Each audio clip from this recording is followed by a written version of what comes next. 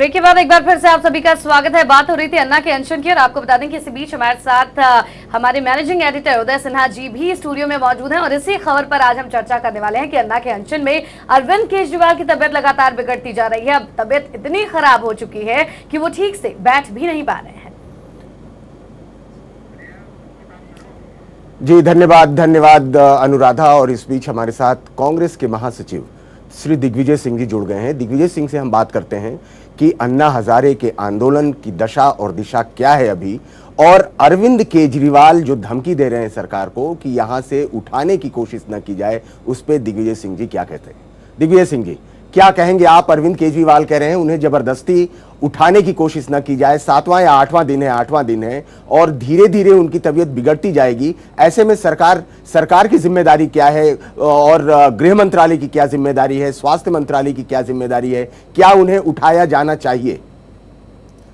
सबसे पहले तो मैं कहूँगा कि मेरी पूर्ण सहानुभूति है उन सभी लोगों के साथ जो आज भूख हड़ताल पर हैं। लेकिन इस बात को भी मैं कहना चाहता हूँ, कानून इस देश में बनाने का अधिकार संविधान के अंतर्गत पार्लियामेंट का है जी, न कि सड़कों पर, न कि आंदोलन और प्रदर्शन करके। लोकपाल बिल के बारे में पार्लियामेंट की सब कमेटी के सामने 100 से ज़्यादा लोगों ने अपना पक्ष रखा है जी, जिसमें टीम अन्ना के सारे लोग शामिल हैं। उसके बावजूद भी जिस प्रकार से अन्ना और उनके सहयोगी सरकार पे दबाव डालने की कोशिश कर रहे हैं, ये अनुचित है। दूसरी बात यह है कि जो इन्होंने समय तय किया है जी, जब सबको मालूम है कि 8 अगस्त से पार्लियामेंट सेशन है, तो फिर 25 जुलाई से इस प्रकार का अनशन करने का क्या औचित्य था जी? मेरी उनसे यही प्रार्थना है कि जिद ना करें, अनशन समाप्त कर दें और पार्लियामेंट को इस पूरे विषय पर चर्चा करने का समय दें जी। सारी राजनीतिक दल आज इस बात से सहमत हैं कि एक मजबूत लोकपाल बिल बनना चाहिए, इसलिए उनके विवेक पर इसको छोड़ देना चाहिए जी। साथ में उन्हें इस पर भी ध्यान रखना चाहिए कि सारे संसदों को चोर, उचक्का, डकैत, खूनी इस प्रकार के बात करने से वे संसद की गरिमा को गिरा रहे हैं जी। ये नहीं भूलना चाहिए कि हर संसद को उसके क्षेत्र की जनता ने विश्वास कायम कर उन्हें यहाँ तक पहुँचाया है जी। अगर आप कहते हैं कि वे जनता की आवाज़ हैं, तो उस जनता का भी ध्यान रखें जिन जनता ने इस देश में 544 संसद सदस्य पहुँचाए हैं। इसलिए मेरी आपसे प्रार्थना है कि जिद ना करें, जिद छोड़ें और अपना अनशन समाप्त करें जी। अरविंद केजरीवाल साहब एक और बात कह रहे हैं। अरविंद केजरीवाल कह रहे हैं कि सरकार ये कहती है कि ये आत्महत्या कर रहे हैं, जबकि हम आत्महत्या नहीं, हम देश के लिए बलिदान कर रहे हैं। क्या कहेंगे आप? बात यह है, आपको मालूम है कि मणिपुर में शर्मिली जी, वो पिछले 3.25 साल से भूख हड़ताल पर है जी, और सरकार का ये दायित्व है कि वो इस प्रकार के प्रकरणों में किसी की जान ना जाने दें। इसलिए ये आत्महत्या या बलिदान की बात नहीं है। हम चाहेंगे कि इनकी सेहत का पूरा ख्याल रखा जाए। केंद्र सरकार न केवल इनके सेहत का ख्याल रखे जी, पर इस बात का पूरा प्रयास करे कि इनके भूख हड़ताल और अनशन में इन्हें किसी प्रकार का नुकसान ना हो जाए जी। क्या किसी किस्म की मध्यस्थता की बात हो सकती है? क्योंकि ऐसी भी खबरें आ रही हैं कि महाराष्ट्र के मुख्यमंत्री इसमें मध्यस्थता कर सकते हैं। इसके पहले ऐसी भी खबर थी कि सलमान खुर्शीद साहब अन्ना हजारे से मिले थे पुणे में। क्या इन तमाम मीटिंगों के बाद कोई मध्यस्थता की बात उठती है सरकार की तरफ से या संगठन की ओर से? इतना समझ लीजिए, जितना ध्यान यूपीए सरकार ने अन्ना और अन्ना की टीम को दिया है, उतना मैं समझता हूं किसी और को नहीं दिया होगा। जी। पहला उदाहरण था जहां 5 लोगों के साथ 5 केंद्रीय मंत्री जी बैठकर बिल्कुल। उन्होंने कानून बनाने का मसौदा तैयार करने का प्रयास किया। उसके बाद लगभग 3/4 जो उनके सुझाव थे वो मान लिए गए। जी। 1/4 सुझाव व्यवहारिक दृष्टि से अनुकूल नहीं था, इसलिए नहीं माने गए। और उसके बाद इस बात को भी इन्हें समझ लेना चाहिए कि यहाँ कांग्रेस पार्टी की सरकार बहुमत में नहीं है जी। ये गठबंधन की सरकार है, और गठबंधन की सरकार में इन्हें चर्चा करना चाहिए सभी राजनीतिक दलों से। जी। भाजपा से भी बात करें, समाजवादी पार्टी से भी करें, तृणमूल कांग्रेस से भी करें, बीएसपी से भी करें, और एक आम सहमति, एक मजबूत लोकपाल बिल के लिए बनाना चाहिए। लेकिन साथ में गाली देकर अगर आप संसदों को अगर नाराज करेंगे तो फिर संसद सदस्यों में जो की भावना है उनको भी ठेस लगती, वो भी आखिर मनुष्य हैं। जी बिल्कुल। हालांकि दिग्विजय सिंह जी, कई राजनीतिक गलियारों में, राजनीतिक हलकों में ये बात भी उठी कि अन्ना का अनशन जिस बात को लेकर के शुरू हुआ था, अब वो अपना मार्ग भटक चुका है, अपना मार्ग खो चुका है। क्या आप भी इस बात से इत्तेफाक रखते हैं? मैं तो शुरू से कह रहा हूं कि सब भटके हुए लोग हैं और भटकते भटकते यहाँ तक पहुँच गए हैं। संविधान के अंदर प्रजातंत्रीय मूल्यों का इनको आदर करना चाहिए। अगर वे कानून अपना मन का बनवाना चाहते हैं तो वे जनता के बीच में जाएं, अगला चुनाव लड़ें, राजनीतिक दल बनाएं, और राजनीतिक दल बन के बहुमत में आए और जैसा कानून बनाना चाहते बनाएं, और तब तक उन्हें संसद का सम्मान करते हुए, संसद का सार्वभौम अधिकार है कानून बनाने का, उसका उन्हें आदर करना चाहिए। अन्ना हजारे ने चुनाव लड़ने की घोषणा की, आपने उसको वेलकम किया, आपने कहा कि मैं इसका स्वागत करता हूं, और उसके बाद अन्ना हजारे साहब फिर पीछे लौट गए और कहा कि नहीं, अब हम चुनाव नहीं लड़ेंगे। क्या कहेंगे आप? अब यही है कि जब आज वे पिछले दरवाजे से सत्ता हथियाना चाहते हैं, ये तो कोई भी प्रजातंत्र में जो विश्वास रखता है वो इसको स्वीकार नहीं कर सकता। जी। दिग्विजय सिंह जी, अन्ना हजारे राजनीति में नहीं उतरेंगे, साथ ही उनका लगातार ये भी कहना है कि सरकार उनके साथ धोखा कर रही है। क्या ये माना जाए कि जो लड़ाई है वो भ्रष्टाचार के खिलाफ है या फिर सरकार के खिलाफ है? बात यही है, यूपीए सरकार ने जितने भ्रष्टाचार के खिलाफ कदम उठाए हैं, मैं समझता हूं कि इतने कदम तो और किसी सरकार ने नहीं उठाए होंगे। जी। सूचना का अधिकार, इतना बड़ा अधिकार दे दिया गया है कि पहले केवल विधायक और संसद सदस्य ही प्रश्न पूछ सकते थे। आज इस देश का प्रत्येक नागरिक सरकार से उसके नियमों और उसके निर्णयों का लेखा जोखा लेने के लिए प्रश्न पूछ सकता है। उसके बाद मनी लॉन्ड्रिंग एक्ट को और मजबूत किया गया है, जिसकी वजह से मधु कोड़ा जी को आज तक जमानत नहीं हो पाई है। जी। इस तरह से अनेक कानून बनाए गए हैं ताकि भ्रष्टाचार के प्रकरणों पर कार्रवाई हो सके। जो काला धन विदेशों में है उसके लिए हमने यूएन चार्टर पर दस्तखत किए हैं। दूसरे राज्यों से संधि कर रहे हैं, कुछ के साथ हो गई है, कुछ के साथ और करने जा रहे हैं, जिसमें कि उन देशों में जो काला धन जमा है उसकी जानकारी हमको मिल सके और उनसे टैक्स वसूल किया जा सके। इसी तरह से टैक्स हेवन्स में से भी जो इन्वेस्टमेंट आता है उस पर भी कैसे नियंत्रण किया जा सकता है, इस पर गंभीरता से विचार किया जा रहा है। इतना कदम और कौन सी पार्टी ने उठाया? भारतीय जनता पार्टी और अडवाणी जी को सरकार जब चली गई, सत्ता से जब हट गए, तब उनको काला धन याद आया। अब दूसरी तरफ काला धन के कौन बड़ी बात कर रहे हैं? बाबा रामदेव, जो स्वयं काले धन में डूबे हुए हैं। आप विदेशों का काला धन लाने के बजाय आपके पास जो काला धन है उसका टैक्स जमा कर दीजिए, जो आपको नोटिस मिले हुए हैं। जी जी बिल्कुल, आप बिल्कुल सही कह रहे हैं कि आप पहले वो टैक्स जमा कर दीजिए। एक और भी खबर आ रही है कि अन्ना हजारे की टीम के मेंबरान, एक तो ये है कि अन्ना हजारे और अन्ना हजारे की टीम, ये दोनों कहीं आपस में विरोधाभासी बयान भी देते हैं और पता नहीं और क्या क्या होती हैं बातें।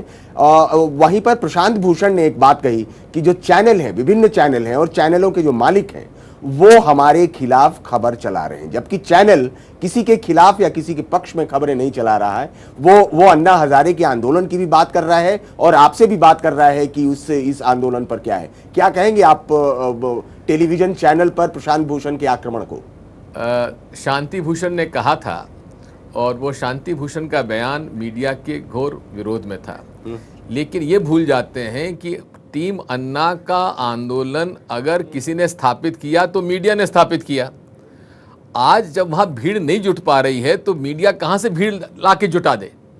तो ये पूरी की पूरी तरह से ये अति महत्वाकांक्षी लोग हैं जो इस देश की सत्ता बिना चुनाव लड़े हथियाना चाहते हैं। हालांकि यहाँ पर बात ये भी सामने आ रही है कि महाराष्ट्र के मुख्यमंत्री पृथ्वीराज चौहान दोनों के बीच में मध्यस्थता की भूमिका निभा सकते हैं। इसको लेकर के क्या कुछ जानकारी है, आपसे जानना चाहेंगे इस बारे? मुझे जानकारी नहीं है। मध्यस्थता हो सकती है क्या?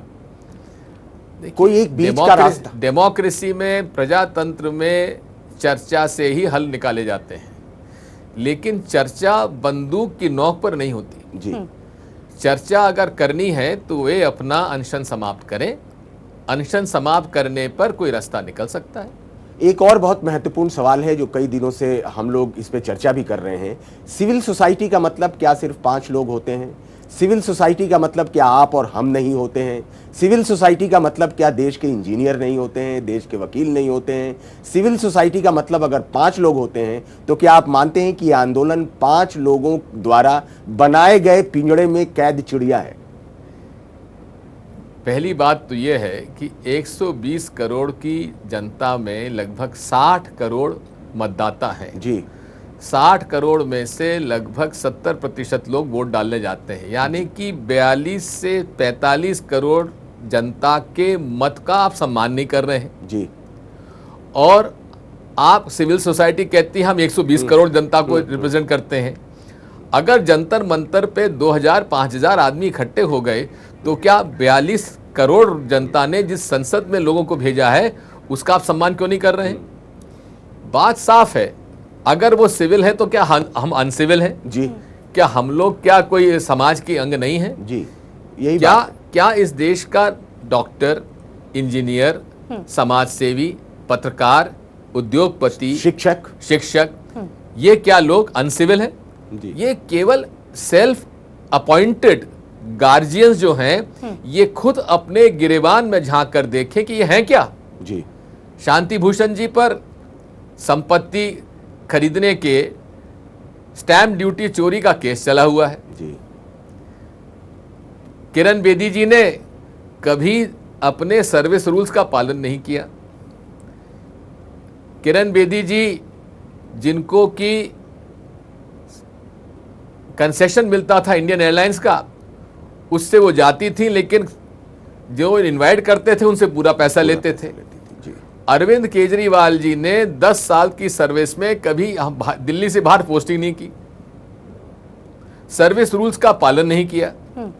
उसके बाद हमें शिक्षा देते हैं कि आप नियम का पालन करिए। बिल्कुल, लेकिन दिग्विजय सिंह जी जब ये बात प्रकाश में आई तो टीम अन्ना और अन्ना के सदस्यों की तरफ से यही बात कही गई कि हम सरकार के खिलाफ आवाज उठा रहे हैं, इसलिए सरकार हमारे साथ इस तरीके का व्यवहार कर रही है और अब चीजों को खोद के निकालने की कोशिश की जा रही है। ऐसा है, जब इसके बाद सरकार के ये सेवक के रूप में काम कर रहे थे उस समय से इन पर नोटिस दिए जा रहे थे। इनका प्रदर्शन आंदोलन चालू हुआ है 2011 में, और ये आप कैसे भूल जाते हैं कि 2011 के पहले इनका जो सर्विस रिकॉर्ड आप उठा के देखेंगे उसमें अनेक बार इनको नोटिस दिया जा चुका है, अनेक बार इनसे कहा जा चुका है, जिसमें इन लोगों ने उसका उत्तर तक नहीं दिया। तो इसलिए उसका कोई इसमें संबंध नहीं है। तीसरी बात एक और मैं कहना चाहता हूं कि एआईसीसी के सेशन 2010 दिसंबर में स्वयं सोनिया गांधी जी ने कहा था हम सख्त लोकपाल बिल लाएंगे। ये इलेक्शन मैनिफेस्टो कांग्रेस पार्टी का था 2009 का, उसमें इस बात को शामिल किया गया था। नेशनल एडवाइजरी काउंसिल ने एक सख्त लोकपाल बिल बनाने के लिए सिविल सोसाइटी के ही अरुणा रॉय और हर्षमंदर जी को ये काम सौंपा हुआ था जी। इसी बीच में इनको ये लगा कि ये हमारे हाथ से बात खिसक रही है, तो ये आंदोलन का स्वरूप देकर इस विषय को उड़ा ले चुके। इसके पहले की बुलेटिन को खत्म करें, दो अहम प्रश्न हैं दिग्विजय जी जो हम आपसे पूछना चाह रहे हैं। पहला प्रश्न तो यह है कि इस आंदोलन में, अन्ना हजारे के आंदोलन में मुसलमानों की सहभागिता क्यों नहीं है, जबकि 25% देश की आबादी मुसलमानों की है? बात यह है कि आपको याद होगा, मैंने शुरू में ही कहा था कि ये सारा आंदोलन केवल हिंदुस्तान में इसलिए चलाया गया है क्योंकि संघ के लोग जो आतंकवादी गतिविधियों में शामिल पाए गए, चाहे मक्का मस्जिद हो, चाहे मालेगांव का ब्लास्ट हो, चाहे मोडासा का ब्लास्ट हो, चाहे समझौता एक्सप्रेस का ब्लास्ट हो, चाहे अजमेर दरगाह शरीफ का ब्लास्ट हो, जिसमें ये संघ के लोग पकड़े गए, तो संघ के यहाँ एक योजना बनी जो विवेकानंद मेमोरियल ट्रस्ट है इनका यहाँ पे दिल्ली में। वहाँ कुछ लोगों ने बैठकर इसमें षड्यंत्र रचा कि देश का ध्यान आतंकवाद की गतिविधियों से हटाकर भ्रष्टाचार के विषय पर लाने के लिए उन्होंने बाबा रामदेव, अन्ना हजारे और श्री श्री रविशंकर महाराज को इस काम में लगाया था। और ये संघ के सारे समर्थन से ही ये सारा कार्यक्रम चला। आपको याद होगा कि बीच में एक तरफ मोहन भागवत जी कह रहे थे कि संघ का इनको समर्थन है जी, और अन्ना हजारे जी कह रहे थे संघ से हमारा कोई लेना देना नहीं है। जब मैंने संघ का पत्र इनको अन्ना हजारे को लिखा हुआ प्रस्तुत किया, तब उसका कोई उन्होंने उत्तर नहीं दिया। तो स्वाभाविक है कि जो सांप्रदायिक ताकतें हैं उनका समर्थन लेकर ये जो आंदोलन चलाया जा रहा है, इस देश के प्रजातंत्रीय मूल्यों को ख़त्म करने का ये प्रयास है और ये संघ का प्रयास है। इसीलिए अल्पसंख्यक समुदाय जो यहाँ पे सेक्युलर है और इस देश के जमहूरियत को और प्रजातंत्र को मजबूत करना चाहता है, वो इसमें शामिल नहीं हो रहा है। जी, एक और प्रश्न जो रह गया था, आप राहुल गांधी जी के फ्रेंड फिलोसोफर गाइड समझे जाते हैं, ऐसा हम सब मानते हैं। नहीं, बिल्कुल गलत मानते हैं आप। मैं ना राहुल जी, वो राहुल मेरे जी लीडर से है, आपकी फ्रेंड कोई गाइड फिलोसोफर उनका नहीं हो सकता। राहुल जी से आपका कुछ इस विषय पर कोई चर्चा हुई क्या, अन्ना हजारे के आंदोलन और इससे रास्ता ढूंढने का कि कैसे इस गतिरोध को खत्म किया जाए? राहुल जी एक बात साफ कहते हैं कि ऐसे आंदोलनों और प्रदर्शनों में फोर्स यूज नहीं करना चाहिए जी, और वे स्वयं अन्ना हजारे के अरेस्ट के खिलाफ थे जी। ये बहुत लोगों को शायद मालूम नहीं होगा, जी, लेकिन जी। वे साफ इस बात को, उनका जहन में ये बात थी कि अन्ना हजारे को अरेस्ट नहीं किया जाना चाहिए। तो वो पूरी तरीके से डेमोक्रेटिक फंक्शनिंग में विश्वास रखते हैं और मैं समझता हूं कि उसका उन्हें पूरा सम्मान उनके वो करते हैं इनका। बिल्कुल दिग्विजय सिंह जी, हालांकि सरकार हमेशा से ये बात कहती रही है कि कानून अगर बनेगा तो संसद में ही बनेगा, सड़क पर तो कोई कानून बनने से रहा। ऐसे में टीम अन्ना और अन्ना हजारे अगर इस बात को समझने की कोशिश नहीं कर रहे और अनशन अगर ऐसे ही चलता रहा तो आखिर इसका भविष्य क्या है? क्या अनशन ऐसे ही होता रहेगा, कोई निष्कर्ष नहीं निकलेगा, वायदे किए जाएंगे, निभाए नहीं जाएंगे और सामने से ये बात होगी कि वादे निभाए नहीं गए? वादा तो हर कदम पर निभाया गया है। यही है कि जो लोग आंदोलन प्रदर्शन कर रहे हैं वो कहाँ वादा निभाते हैं। अब बात साफ है कि अब अनशन और प्रदर्शन चलता रहेगा, जब तक चला सकते हैं चलाएं, लेकिन कानून तो संसद में ही पास होगा।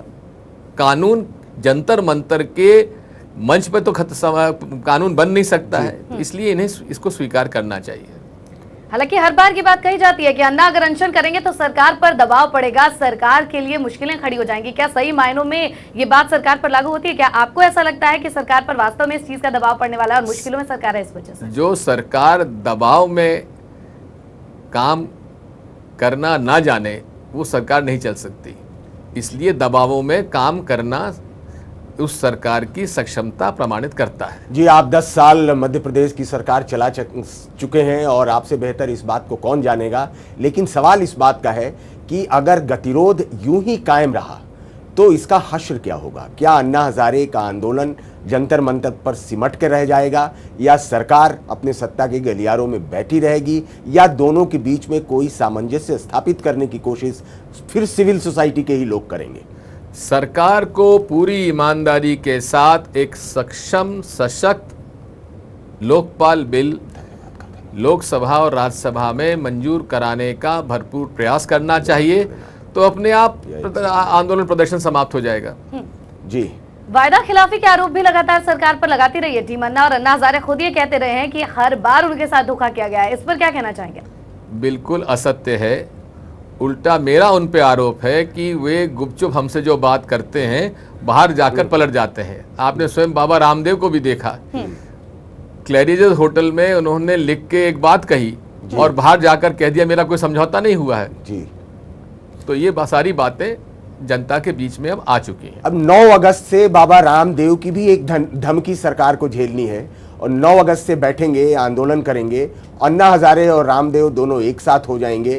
क्या आपको लगता है कि इस दिल्ली में उसके बाद कानून व्यवस्था का कोई प्रॉब्लम शुरू होगा? मैं नहीं समझता कि कोई विशेष दिक्कत आएगी जी।